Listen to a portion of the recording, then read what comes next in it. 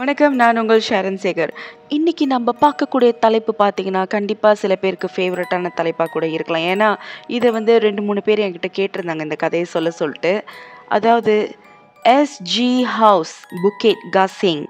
இது ஒரு நேயர் விருப்பம் கதைன்னு சொல்லலாம். ஒரு 3 பேருக்கு மேலே இந்த கதைய என்ட்ட கேட்டிருந்தாங்க. பேச சொல்லிட்டு. நான் YouTubeல பார்க்கும்போது நெறைய பேர் இந்த கதைய பண்ணியிருக்காங்க. பட் ஸ்டில் இந்த கதை எப்போவுமே நம்ம அப்லோட் பண்ணும்போது நெறைய பேர் அந்த கதையை திரும்ப திரும்ப கேட்டுட்டு தான் இருக்காங்க.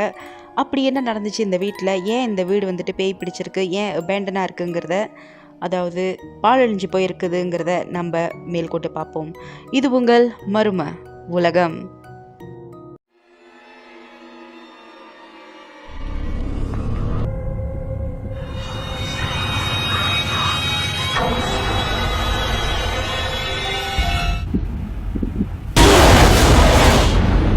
இது உங்கள் மர்ம உலகம்.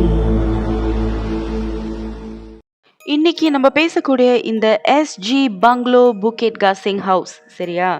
இந்த வீடு பற்றின கதை நிறைய விதமாக இருக்குது. அதாவது சமூக வலைத்தளங்களில் நிறைய விதமாக அவங்க பேசியிருக்காங்க, டிஸ்கஸ் பண்ணியிருக்காங்க, வீடியோ எடுத்திருக்காங்க. நிறைய பேர் போய் பேரநார்மல் ஆக்டிவிட்டி கூட செய்கிறாங்க அந்த வீட்டில். ஏன்னா இப்போ அது அப்படியே பாழழிஞ்சு போய் அப்படியே இருக்குது இல்லையா? நிறைய பேர் போயிட்டு செஞ்சிட்டு இருந்திருக்காங்க. ஸோ இந்த வீடு இன்னொரு விஷயம் என்னென்னா, மலேசியாவில் இருக்கக்கூடிய ஹாண்டட் ஹவுஸ் லிஸ்ட்டில் இந்த வீடும் இடம் பிடிச்சிருக்கு. இந்த எஸ்.ஜி. ஹவுஸ் புக்கெட் காசிங், அதாவது இந்த வீடு எங்கே இருக்குன்னா, அதாவது புக்கெட் காசிங் பத்தாலிங் ஜாயால தான் லொக்கேட் ஆகிருக்கு. இந்த வீடை பற்றி நீங்கள் கூகுளில் போய் செக் பண்ணிங்கன்னா, எஸ்.ஜி. ஹவுஸ்னு டைப் பண்ணாலே அங்கே ஃபுல் அட்ரஸோட மேப் அங்கே வரும். இந்த வீடு பார்த்தீங்கன்னா, இது எப்படி சொல்கிறதுன்னு தெரில, அவ்வளோ பெரிய வீடுங்க இது, சரியா? இந்த வீடு பார்க்குறதுக்கே இது எப்படி சொல்கிறது, அந்த காலத்தில் பெரிய பெரிய பணக்காரவங்கனால தான் இந்த மாதிரி வீடு அஃபோர்ட் பண்ணி இருக்க முடியும். சரி, அந்த சாதாரணமான இந்த பணக்காரவங்க கூட கிடையாதுங்க. இவர் ஒரு பெரிய பிஸ்னஸ் துறையில் இருக்கணும், நல்லா சம்பாதிக்கிறவராக இருக்கணும், வெல்த்தியான பர்சனாக இருந்தால் மட்டும்தான் இந்த மாதிரி வீட்டிலலாம் அஃபோர்டபுளாக தங்க முடியும். இந்த வீட்டோட ஸ்கொயர் ஃபீட்ஸ் பார்த்தீங்கன்னா 18,694 ஸ்கொயர் ஃபீட். அப்போ நான் எவ்வளோ பெரிய வீடாக இருக்கும்னு நீங்களே இமேஜின் பண்ணி பாருங்கள். இப்போ என்னோடய வீடே ஒரு 1,200 ஸ்கொயர் ஃபீட் கிட்ட தான் இருக்கும் இப்போ நான் தங்குற வீடு பார்த்தீங்கன்னா. அப்போ இந்த வீடு எவ்வளோ பெரிய வீடாக இருக்கும்னு நீங்களே பார்த்துங்களேன். ஒரு சாதாரணமான பங்களோ ஹவுஸ் மாதிரி இல்லைங்க, இது ரொம்ப ஸ்பேஷியஸான பங்களோ ஹவுஸ். அது மட்டும் இல்லாமல் அதுக்கு வீட்டுக்கு வெளியே பார்த்தீங்கனாலே பெரிய பெரிய நிலங்க, அந்த அளவுக்கு சைட்டில் பின்னால் அந்த வீட்டு பின்னாடி இருக்கிற கார்டன் கூட நிறைய நிலங்க இருக்கு. ஸோ இது எவ்வளோ பெரிய வீடுன்னு நீங்களே யோசிச்சு பாருங்க. அந்த கேட்டே அவ்வளோ பெரிய கேட்டு, இந்த வீட்டோட கேட்டு. அந்த கேட்டில் எஸ்.ஜின்னு பெருசாக போட்டிருக்கோம். அந்த வேர்டிங்கே போகும்போது நம்மள திரும்பி பார்க்க வைக்கும் அந்த வீடை. அந்த மாதிரி அவ்வளோ அழகான ஒரு வீடு. ஆனால் இப்போ அந்த வீடு லெஃப்டாக இருந்து அப்படியே அபேண்டனாக இருந்து பாழழிஞ்சு போய் இந்த மாதிரியான ஒரு காட்சி அழைக்குது. இந்த வீட்டோட பாத்ரூமே எடுத்துக்கிட்டிங்கன்னா மாஸ்டர் பெட்ரூம் சைஸில் இருக்கும், அவ்வளோ பெரிய பாத்ரூம். ஸோ நீங்கள் இமேஜின் பண்ணி பாருங்கள், எவ்வளோ பெரிய வீடாக இருக்கிறனால எல்லாமே ஸ்பேஷியஸாக இருக்குது. பெட்ரூம்ஸாக இருக்கட்டும், கிச்சனாக இருக்கட்டும். இந்த வீட்டு உள்ளுக்கு நீங்கள் போனோடனே ஒரு பார் டேபிள் மாதிரி தெரியும். ஸோ இந்த வீடு பார்த்தீங்கன்னா அது அழகாக இருக்கும் போது இன்னும் எவ்வளோ அழகாக இருந்திருக்கும். ஸோ நீங்கள் பார்த்தீங்கன்னாக்கா இந்த வீட்டில் நிறையா பேர் பேரநார்மல் ஆக்டிவிட்டி இந்த மாதிரி விஷயங்கள்லாம் பண்ண ஆரம்பிச்சிருக்காங்க இல்லையா? ஸோ அந்த டைமில் இந்த வீடை விசிட் பண்ண போகும்போது நிறைய பேர் வீடியோஸ் எடுத்து போட்டிருக்காங்க. இந்த வீட்டுக்கு கூட்டிகிட்டு போய் டூர் பண்ணுற மாதிரி நிறைய வீடியோஸ் யூடியூப்பில் இருக்குது. நீங்கள் கண்டிப்பாக செக் பண்ணி பார்க்கலாம். நானும் 2 வீடியோஸ் டூர் வீடியோஸ் செலக்ட் பண்ணியிருக்கேன். என்னோடய யூடியூப் டிஸ்கிரிப்ஷனில் லிங்க்கை நான் ஷேர் பண்ணுறேன். கண்டிப்பாக கிளிக் பண்ணி பாருங்கள். ஏன்னா அது நல்ல கிளாரிட்டியாக ஹெச்டி குவாலிட்டியில் இருந்துச்சு. ஸோ கண்டிப்பாக செக் அவுட் பண்ணி பாருங்கள். இந்த வீட்டோட ஓனர் இந்த வீட்டில் 1995 ஆன்வர்ட்ஸ் தான் போய் ஸ்டார்ட் பண்ணியிருக்காரு தங்குறதுக்கு. இந்த வீட்டுக்கு வெளியே பார்த்தீங்கன்னாக்கா, அதாவது அந்த வீட்டு வெளியே இருக்கிற பார்க்கிங் ஸ்பாட்டில் பார்த்தீங்கன்னா 2 கார்ஸ் இருக்குது. அதாவது பழைய போர்ஷேயும் அல்ஃபா ரோமியோ காடி அங்கே நீங்கள் பார்க்கலாம். ஸோ அதுவும் அது கரெக்டாக ஸ்ட்ரெயிட்டாக பார்க் பண்ண மாதிரி விதத்தில் இருக்கார். நம்ம அவசரத்தில் ஓட்டிட்டு உள்ளே டக்குன்னு காடி அப்படியே போட்டுட்டு உள்ளே போனால் எப்படி இருக்கும், இல்லை வெளியே போனால் எப்படி இருக்கும், என்ன நடந்துச்சுன்னு நம்மளுக்கு தெரியாது இல்லையா? அந்த மாதிரி விதத்தில் தான் அந்த காடி ஒன்றுக்கு ஒன்று முன்னாடி அப்படி பார்க் பண்ணியிருந்திருக்கு. ஏன்னா அந்த காடியும் ரொம்ப வருஷமாச்சு, பாலழிஞ்சு போய் காடியை ஒரு மாதிரி எப்படி சொல்கிறது, ரஸ்தி ஆயிடுச்சு, சரிங்களா?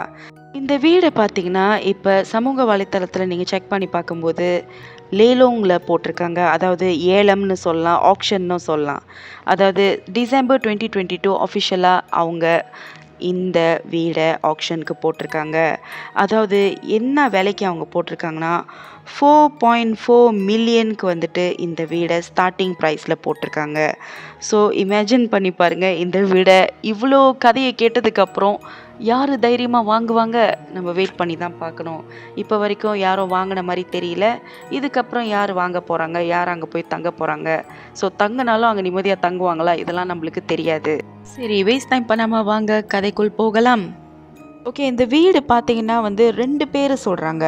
மேபி இவங்களோட வீடாக இருக்கக்கூடிய வாய்ப்பு இருக்குங்கிற மாதிரி மக்கள் வந்துட்டு சொல்கிறாங்க. அதாவது ஒரு ஃபியூ பீப்புள்ஸ் என்ன சொல்கிறாங்கன்னா வந்துட்டு இது வந்துட்டு ஒரு சைனீஸ் மேனோட வீடு. அவர் வந்து ஒரு டாக்டர்.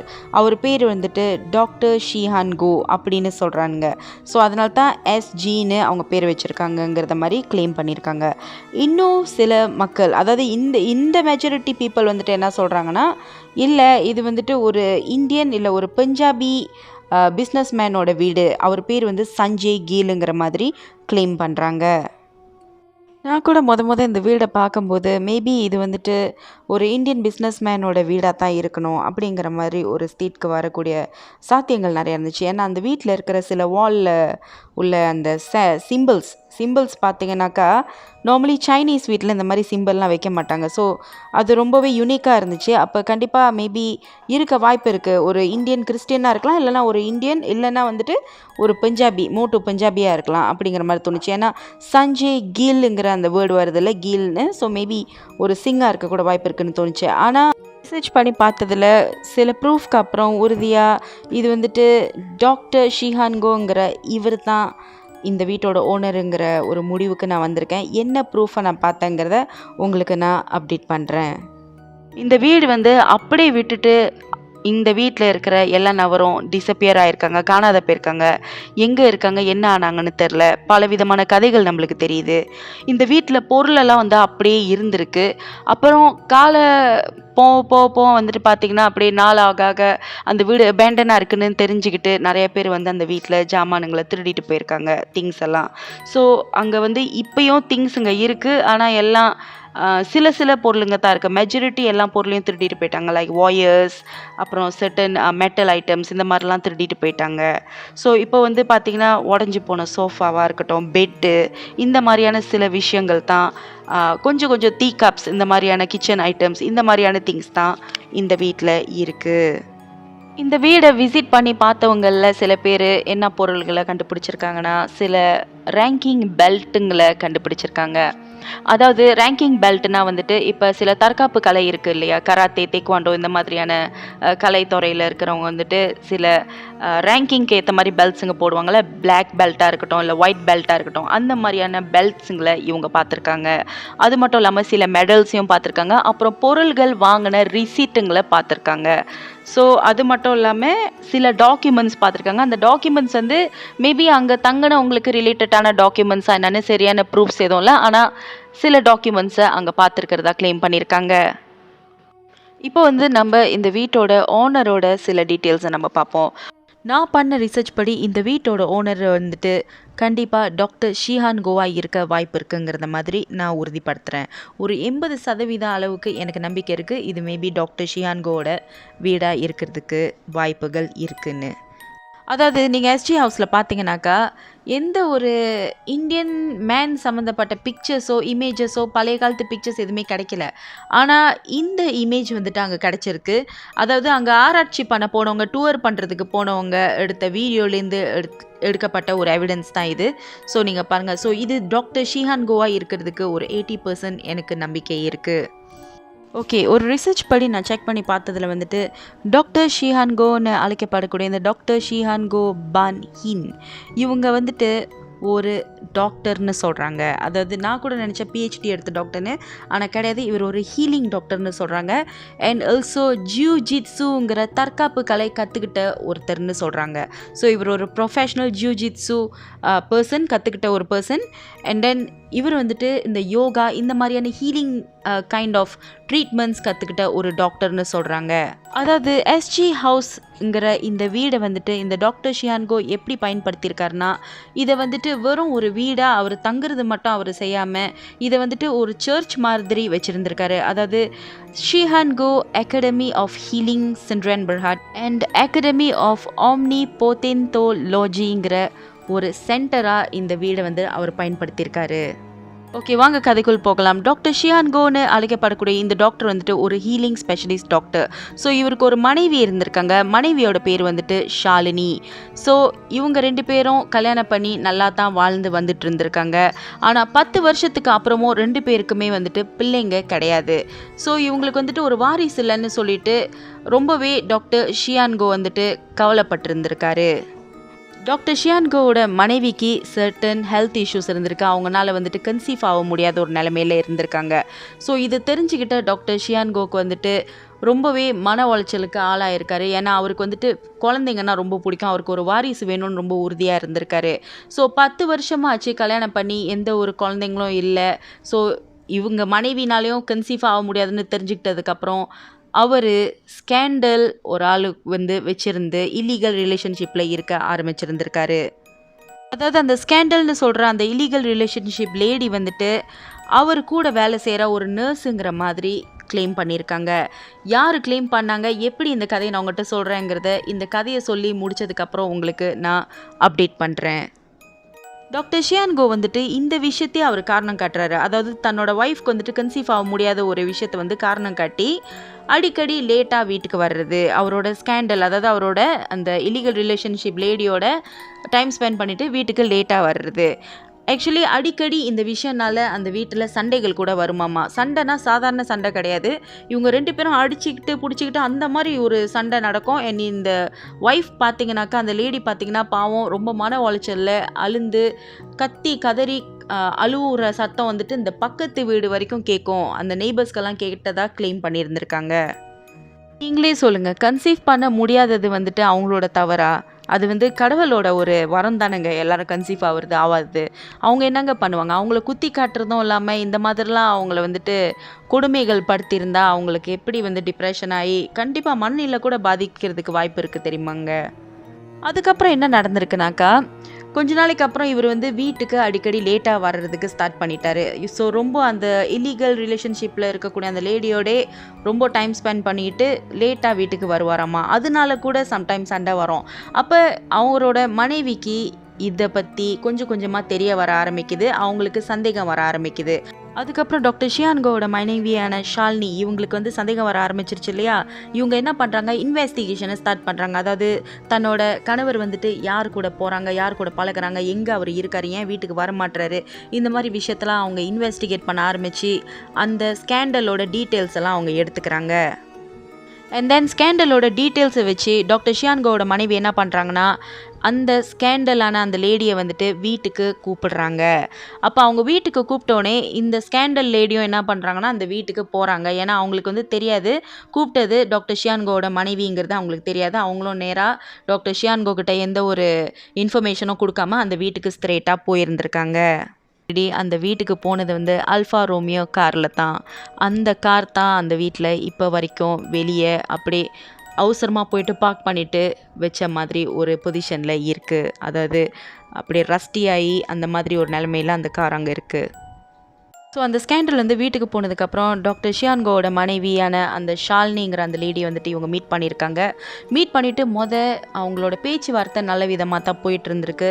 ஏதோ ஒரு காரணத்தினால திடீர்னு ஒரு வாக்குவாதம் மாதிரி வந்து சீரியஸ் ஆகி பெரிய சண்டையாகி அதுக்கப்புறம் கோவத்தில் அவங்க என்ன பண்ணியிருக்காங்கன்னா, அதாவது டாக்டர் ஷியான்கோவோட மனைவி என்ன பண்ணியிருக்காங்கன்னா கத்தி எடுத்து அவங்களோட கழுத்தை, அதாவது ஸ்கேண்டலோட கழுத்தை வந்து துண்டாக வெட்டி இருந்திருக்காங்க. அதாவது அந்த வெட்டின தலையை என்ன பண்ணியிருக்காங்கன்னா, அதாவது டாக்டர் ஷியான்கோவோட மனைவி என்ன பண்ணியிருக்காங்கன்னா கொண்டு போய் வீட்டு வாசலில் தொங்க வச்சுருந்துருக்காங்க. அப்போ தான் தன்னோட கணவர் வந்துட்டு வீட்டுக்கு வரும்போது அந்த தலையை பார்ப்பாருங்கிற ஒரு காரணத்தினால. வீட்டுக்கு வந்த டாக்டர் ஷியான்கோ தன்னோட ஸ்கேண்டலோட தலையை பார்த்துட்டு தொங்குறத அதிர்ச்சியில் அப்படியே கீழே படுத்திருந்திருக்காரு. படுத்து இமீடியட்டாக ஹார்ட் அட்டாக்ல உயிரை இறந்திருக்காரு. ஒரு அதிர்ச்சியிலங்கிற மாதிரி கருதப்படுற ஒரு விஷயமா இருந்திருக்கு. தான் கொலை செஞ்சது மட்டும் இல்லாமல் தன்னோட கணவரும் உயிரிழந்திருக்கிற அந்த நிகழ்வை பார்த்த டாக்டர் ஷியான்கோவோட மனைவி என்ன பண்ணியிருக்காங்கன்னா இம்மீடியட்டாக, அதாவது மேல் மாடியில் இருக்கக்கூடிய பால்கனியில் ஒரு படிக்கட்டு இருக்குது, அந்த இடத்துல தூக்கு மாட்டி அவங்களும் இறந்துருக்காங்க. அப்புறத்துலேருந்து தான் அந்த வீடு பாழழிஞ்சு போய் அப்படியே இருந்திருக்கு. ஏன்னா அவங்க 2 பேருக்குமே பிள்ளைங்க கூட இல்லை இல்லையா, அதனால சொந்தக்காரவங்க இருக்காங்களா இல்லையாங்கிறது கூட நம்மளுக்கு தெரியாது. ஆனால் அந்த வீடு அப்படியே அபேண்டனாக பாழழிஞ்சு போய் இப்போ வரைக்கும் அப்படித்தான் இருக்குது, யாரும் வாங்காத ஒரு நிலையில். அதாவது இந்த கதை வந்துட்டு, இந்த ரிசர்ச் நான் எங்கேருந்து பண்ணேன்னு உங்களுக்கு நான் அப்டேட் பண்ணுறேன்னு சொல்லியிருந்தேன் இல்லையா. ஸோ எதனால நான் நம்பிக்கையாக அந்த கதையை உங்கள்கிட்ட சொன்னேன்னா, ஒரு வேளை நடந்திருக்க வாய்ப்பு இருக்குன்னு. ஏன்னா அந்த கதையை படிக்கும் போதே எனக்கு தெரியுது ஒரு 80% இது வந்துட்டு வாய்ப்புகள் இருக்குது. ஏன்னா இந்த கதையை வந்துட்டு நான் படித்தது ஒரு ஃபேஸ்புக் பேஜில் தான். ஃபேஸ்புக் பேஜில் வந்துட்டு ஒரு நபர் வந்துட்டு இந்த கதையை எழுதியிருக்காரு. அவரோட பேர் நான் உங்களுக்கு இங்கே சொல்ல விரும்பல.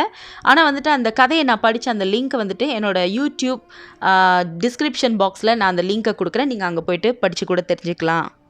இந்த கதையை எழுதின நபர் பார்த்தீங்கன்னா ஒரு மில்லே இளைஞன். ஸோ ஒரு மில்லே காய்னு கூட சொல்லிக்கலாமே. ஸோ அவர் வந்துட்டு என்ன எழுதியிருக்காருன்னா, அவர் வந்துட்டு ஒரு சாத்தை விற்கிற ஒரு பிஸ்னஸ் பண்ணிக்கிட்டு இருக்காரு.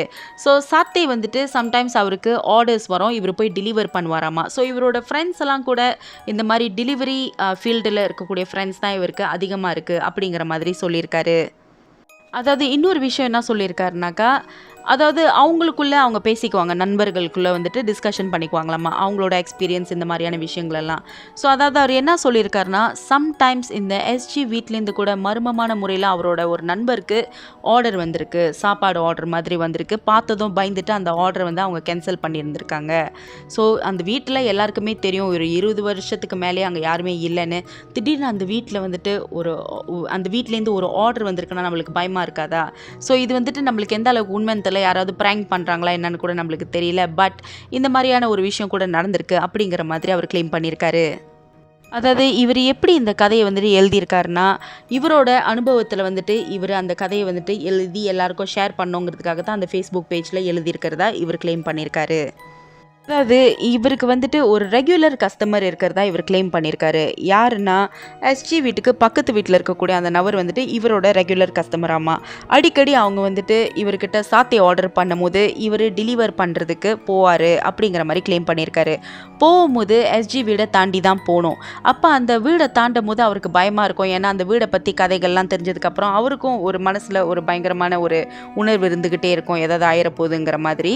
ஒரு பயத்துக்காகவே இவர் என்ன பண்ணுவாரா, ஒரு ஃப்ரெண்டை வந்துட்டு ஒரு நண்பர் வந்து கூட்டிகிட்டு போகிறதா இவர் கிளைம் பண்ணியிருக்காரு. எப்போவுமே அந்த வீட்டுக்கு வந்து பர்டிகுலராக இவர் வந்துட்டு சாத்தை ஃபுட் வந்து டெலிவர் பண்ண போகும்போது ஒரு ஃப்ரெண்டை கூட்டிகிட்டு போகிறாமா. ஸோ அங்கே போனதுக்கப்புறம் அவருக்கு திடீர்னு ஒரு உணர்வு வந்துச்சு, அந்த வீடை பற்றி நம்ம கதையை தெரிஞ்சுக்கணுமே அப்படிங்கிற ஒரு நோக்கத்தில் வந்துட்டு அந்த பக்கத்து வீட்டில் இருக்கக்கூடிய அவங்கக்கிட்ட வந்து சாத்தையை டெலிவர் பண்ணிவிட்டு இவர் சில கதைகளை வந்துட்டு கேட்டிருக்காரு. அதாவது என்ன நடந்துச்சு எஸ்ஜி வீட்டில், உங்களுக்கு ஏதாவது தெரியுமா அப்படிங்கிற மாதிரி கேட்டப்போ தான் அவங்க இந்த கதையை சொல்லியிருக்காங்களாமா. அதாவது அந்த பக்கத்து வீட்டில் இருக்கக்கூடிய அந்த நபர் பார்த்தீங்கன்னா 30 வருஷத்துக்கு மேலேயே அந்த வீட்டில் தங்கிட்டு இருந்திருக்காங்க. ஸோ அவங்களுக்கு வந்துட்டு அவங்க அப்பா அம்மா தான் இந்த கதையை சொன்னதாக சொல்லியிருக்காங்க. அப்போ அவங்க அப்பா அம்மா அதுக்கு முன்னாடி டைமிங்லேருந்தே அவங்க இருந்திருப்பாங்க இல்லையா. ஸோ கண்டிப்பாக அப்போ சொல்கிறதுக்கு வாய்ப்பு இருக்குது. அப்போ அந்த தங்கினவங்களெல்லாம் இவங்க வந்து பார்த்துருக்கிறதுக்கும் வாய்ப்புகள் இருக்குது. ஸோ அப்படி சொன்ன கதையை தான் நான் உங்களுக்கு ஃபுல்லாக படித்து சொல்லியிருந்தேன். அப்படி இருந்தும் ஒரு 20% எனக்கு என்ன நம்பிக்கை இல்லைன்னு நான் சொன்னேன்னா, ஏன்னா எனக்கு உறுதிப்பூர்வமாக எதுவுமே எனக்கு நியூஸ் எவிடன்ஸாக எனக்கு கிடைக்கல. அதாவது ஒரு நியூஸ் பேப்பராக இருக்கட்டும், இல்லை வந்து கூகுள்லேயா இருக்கட்டும், எல்லாம் இந்த மாதிரி வாய் வழியாக சொன்ன வார்த்தைகள் தான் அங்கே இருக்குது. ஆனால் இந்த விஷயம் நான் வந்துட்டு உங்களுக்கு நான் சொன்ன அந்த கதை வந்துட்டு அவங்க பக்கத்து வீட்டில் இருக்கக்கூடிய அவங்க சொல்லியிருக்காங்க. ஏன்னா அவங்க பக்கத்து வீட்டில் உள்ளவங்க வந்துட்டு 30 வருஷத்துக்கு மேலே அங்கே இருந்திருக்காங்க. அப்போ அவங்க வந்து அதை பார்த்துருக்கிறதுக்கு கூடிய வந்துட்டு சில சாத்தியங்கள் இருக்குது. அப்போ அவங்களுக்கு அந்த மேபி அந்த கதை வந்து தெரிஞ்சிருக்கலாம். ஆனால் என்ன நடந்துச்சு, இது போலீஸ் எல்லாம் வந்தாங்களா, இது நியூஸில் வெளியானுச்சா, எந்த ஒரு எவிடன்ஸும் கிடைக்கல. ஸோ அதனால இந்த 20% மட்டும் நான் பெண்டிங்கில் வச்சுருக்கேன். பட் சோஃபா இது வந்துட்டு கண்டிப்பாக அங்கே நடந்திருக்கிறதுக்கு வாய்ப்புகள் இருக்குது. எனக்கு புரியல எதனால இந்த சஞ்சய் கீலுங்கிற இந்த பேர் வந்துட்டு ஃபேமஸாக ஆணுச்சு. இவர் யார், மேபி சஞ்சய் கில்னு உண்மையிலே ஒருத்தர் இருந்தாரா, இல்லை அவர் தான் அங்கே தங்கினாரா, அந்த இன்ஃபர்மேஷன் மட்டும் எனக்கு தெரியல. ஆனால் வீட்டு உள்ளுக்கு இருந்த அந்த ஃபோட்டோ இதெல்லாம் பார்க்க வச்சு ஒரு சைனீஸ் மேன், அதாவது அது டாக்டர் ஷியான்கோவாக இருக்கிறதுக்கு நிறைய வாய்ப்புகள் இருக்குது. ஏன்னா அந்த பர்சன் வந்துட்டு அவர் தற்காப்பு கலையும் கற்றுருக்காரு. ஏன்னா அவர் வந்துட்டு ஒரு ஹீலிங் ஸ்பெஷலிஸ்ட் டாக்டர்னு கூட அவங்க சொல்கிறாங்க இல்லையா. ஸோ சான்சஸ் இருக்குது அவர் தான் இருக்கிறதுக்கு. ஏன்னா அந்த வீட்டில் பார்த்தீங்கன்னா பர்டிகுலராக சர்டன் சிம்பிள்ஸ் இருக்குது இல்லையா, அந்த சிம்பிள்ஸ் வந்துட்டு கிறிஸ்டியனிட்டி சம்மந்தப்பட்ட ஒரு சிம்பிளுங்கிற மாதிரி நான் கூகுளில் படித்தேன். ஸோ மேபி அவர் ஒரு சைனீஸ் கிறிஸ்டியனாக இருப்பாரோ, அந்த மாதிரியான ஒரு இன்ஸ்டிங் தான் எனக்கு. ஸோ நீங்கள் என்ன நினைக்கிறீங்க? உங்களுக்கு ஏதாவது இந்த வீடை பற்றி சில இன்ஃபர்மேஷன் தெரியுமா? கண்டிப்பாக கமெண்ட் பாக்ஸில் கமெண்ட் பண்ணுங்கள். இன்னும் சில மைனாரிட்டியான மக்கள் என்ன சொல்கிறாங்கனாக்கா, 2 விஷயங்கள் சொல்லியிருக்காங்க. அதாவது ஒன்று வந்துட்டு அவங்க பணக்காரவங்க, அதனால் அவங்க வெளியூரில் போயிட்டு செட்டில் ஆகிட்டதா சொல்கிறாங்க. ஒருவேளை அவங்க செட்டில் ஆகிறதுக்கு போயிருந்தா கூட வீடை இப்படி போட்ட மாதிரி அப்படியே வச்சுட்டு ஓடி போன மாதிரி யாரும் போக மாட்டாங்க. ஸோ அதுக்கு வந்து சாத்தியம் எதுவும் இல்லை இல்லையா. இன்னொரு விஷயம் என்ன சொல்கிறாங்கனாக்கா, இந்த வீட்டில் வந்துட்டு அவங்க வழிபாடு பண்ணது சாத்தான வழிபாடு பண்ணியிருக்காங்க. அதனால அந்த வீட்டில் கஷ்டம் ஏற்பட்டு திடீர்னு மர்மமான முறையில் எல்லாரும் காண போயிட்டதா கூட சில மக்கள் சொல்கிறாங்க. ஆனால் இதெல்லாம் வந்துட்டு எனக்கு அவ்வளோ வந்துட்டு லாஜிக்காக படலை. அந்த வீடு வந்துட்டு கண்டிப்பாக மேபி இந்த மாதிரியான ஒரு விஷயம் நடந்தால் தான் அப்படி விட்டுட்டு போகிற அளவுக்கு, இப்படி பாலடைஞ்சு போய் இப்படி விட்டுட்டு போகிற அளவுக்கு இருக்கும். ஏன்னா வாரிசு யாரும் இல்லைன்னா அந்த வீடை வந்துட்டு யாரும் கேட்குறதுக்கு வரமாட்டாங்க இல்லையா. ஆனால் அவங்களுக்கு சொந்தக்காரங்க கூட இல்லையாங்கிறது ஒரு மர்மமான விஷயமாக தான் இருக்குது. ஸோ இதுதான் அந்த எஸ்ஜி ஹவுஸோட கதை. ஸோ உங்களுக்கு ஏதாவது இந்த எஸ்ஜி ஹவுஸை பற்றி தெரியுமா? கண்டிப்பாக கமெண்ட் பாக்ஸில் கமெண்ட் பண்ணுங்கள். Here signing off from Sharan Sekar. இது உங்கள் மர்ம உலகம். அடுத்த ஒரு அமானுஷமான கதையோடு உங்களை நான் சந்திக்கிறேன். பாய்.